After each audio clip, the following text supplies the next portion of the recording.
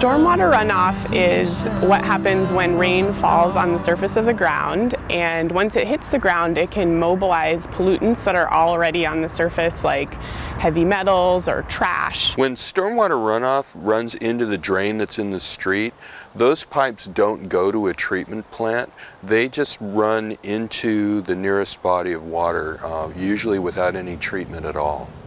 It really impacts the water quality considerably, and it can degrade aquatic habitat for fish and amphibians and the creatures that use our water bodies. And it's also human health too. Stormwater runoff is probably the primary reasons why beaches are closed. And I wonder, still I wonder, who'll stop the rain?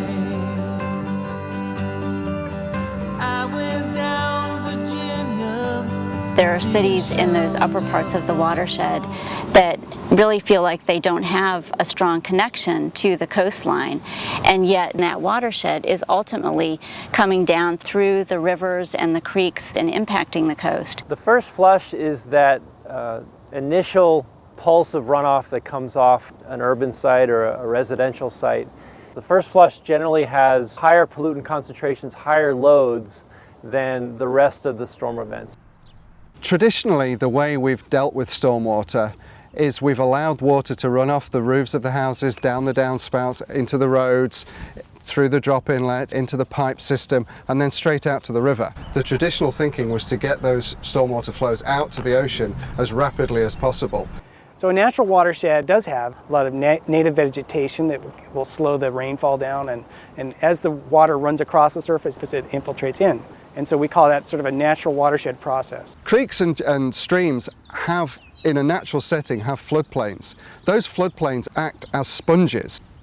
Towns and cities where we have huge extensive impervious area, those floodplain sponges have been paved over, hence raising the water level and the flow within that channel very dramatically in relatively short periods of time with relatively low rainfall. So the way we can counteract the loss of our floodplain sponges is wherever we do development, try and encourage infiltration using techniques which we call low impact development. The exciting thing is this new wave of looking at low impact development and approaching the urban landscapes, their built landscapes, as if they were natural watersheds that used to exist before the urban area, and trying to mimic a lot of the natural functions and behavior as we build out. We're trying to get people to think about watersheds and think about how, rather than building huge treatment facilities at the bottom of the watershed to address stormwater problems, which would really be impossible given how built out our coastline is, that we're trying to get them to work within the watersheds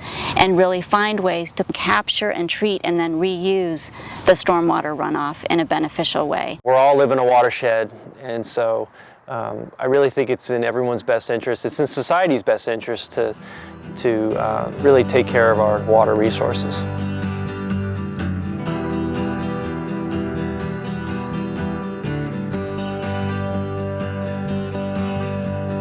Long as I remember, the rain's been coming down.